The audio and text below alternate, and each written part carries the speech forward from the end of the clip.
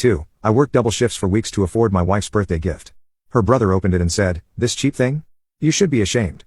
She threw it in the trash in front of me and said, "Don't embarrass me again."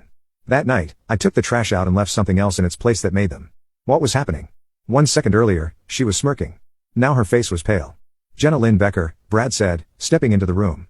"Badge out. You're being served." She stood up fast. "What the hell is this?" "You're being investigated for fraud, attempted identity theft, and conspiracy," he said. "You have the right to remain silent." "What?" She looked at me like I was the traitor. "You're doing this to me, Dan."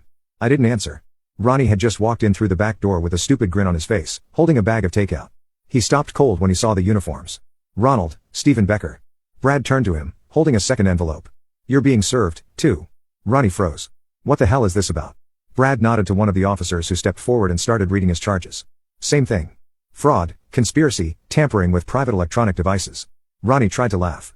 "Are you serious right now? This guy's setting us up." But Brad just kept reading. Jenna lost it. "Dan, you can't do this. We're married. You can't just ambush me in my own house." I still hadn't said a word because I wanted them to feel it. The silence, the weight of everything I'd seen, everything they tried to do behind my back. Ronnie tossed the takeout onto the floor and stepped toward me. "You think you're smart? What? You think you can ruin me with a couple of videos?" He snapped. Brad stepped between us fast. "Don't move again." Ronnie backed up, hands raised. "This is a joke. He's crazy. Jenna, tell them. Tell them this is bull." But Jenna didn't say anything. She looked like she was going to cry. That's when Brad handed her the printouts, messages, screenshots, password attempts, timestamps. He handed Ronnie the same. Every text, every recording, every time you tried to access his laptop, all logged, all backed up. Ronnie tried to snatch the papers and crumple them. Jenna sat down hard on the edge of the couch, shaking her head. "I didn't mean to go that far," she said quietly. "I just wanted better.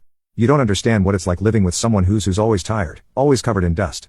I finally spoke. "I was tired because I was working double shifts. For this," I said, pointing at the watch still in her lap. "You spit on that like it meant nothing." She looked down, ashamed for the first time in months. But I wasn't done. "Brad," I said, "show them the video from July 14th.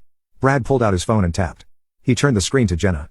There she was on my couch, half dressed, wrapped in a blanket. Ronnie came out of the hallway, also barely dressed. He sat beside her, kissed her shoulder. She laughed. Jenna looked away. Ronnie clenched his jaw. "You filmed us without consent. That's illegal." Brad raised an eyebrow. "Not in your own home, Ronnie. Dan lives here. And these were installed in shared rooms. Motion triggered. Legal." Ronnie's face went red. "This is insane. You're destroying your whole life over this." "No," I said, "you two already destroyed it. I'm just finally sweeping up the pieces." That's when Jenna snapped. "I was miserable. You never took me anywhere. You wore the same work boots to every dinner." I felt stuck. Ronnie understood me. Ronnie looked surprised. She said that part out loud. Loud enough for everyone to hear. "I gave you everything I had," I said. "And you both laughed at me for it." The officers cuffed Ronnie first. He didn't resist, but he spit on the floor near my feet. "You'll regret this, HVAC boy." Jenna wasn't cuffed yet. She was crying now. Not loud, just that pitiful shaking kind of cry where someone realizes they burned the wrong bridge. "I didn't want it to go like this," she whispered. "We were just going to take some money and go. Not all of it. Just enough to start over." "You almost got there," I said. But I was watching the whole time. They walked Ronnie out. Then Brad stood next to Jenna. She didn't fight. She just stared at the floor. Didn't say another word as they let her out. The door closed. And for the first time in over a year, the house was quiet. But it wasn't over. 2 days later, I got a call from Brad. "Dan, you might want to come down here."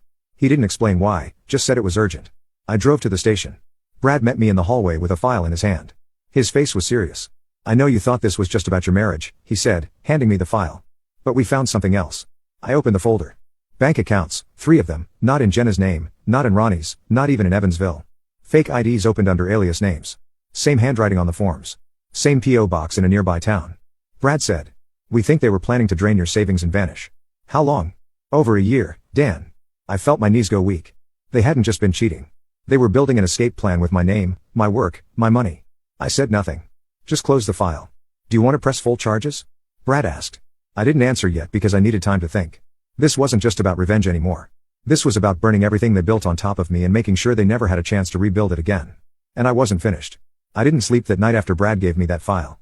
The thought that they'd been planning this for over a year made my skin crawl. I started replaying every little moment, every weird mood, every girl's night out, every time Ronnie just happened to be in the neighborhood. All of it felt like one long con. But it got worse. The next morning, I was drinking coffee, trying to calm my head when my phone buzzed. A known number. I almost ignored it, but something made me answer. "Dan Becker," the voice said. Mailcom, but serious. "Who's this?" My name's Miles Edwards. I'm an investigator with First State Credit Union Fraud Division. All right. I'm calling regarding a flagged withdrawal request made under your social security number. My stomach dropped. He went on. Someone tried to initiate a full transfer of a retirement account into an offshore wire. The paperwork was flagged because of a signature mismatch and a suspicious destination. I don't have a retirement account with your bank, I said slowly. Exactly. That's why we called.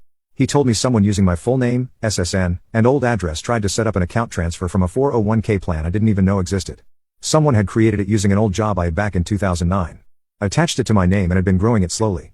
Not for me, for them. They were using me like a ghost identity, creating accounts in my name so they could walk away clean with the money later. That P.O. box Brad found, it was linked to all of it. Jenna and Ronnie hadn't just been cheating and stealing.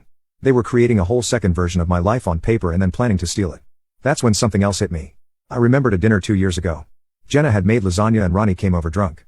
He kept joking about how Dan's such a simple guy. You could put a leash on him and he'd walk in circles. They laughed. I laughed, too. Thinking it was just a joke. But I remember Jenna asking a weird question that night. If someone stole your identity, how long would it take you to notice? I thought she was just making conversation, but now it was part of the blueprint. I hung up with the investigator and immediately called Brad. He said, "We'll pull the financial forensics guys in, but Dan, this is bigger than we thought." Now you can watch the second part by pressing share and more.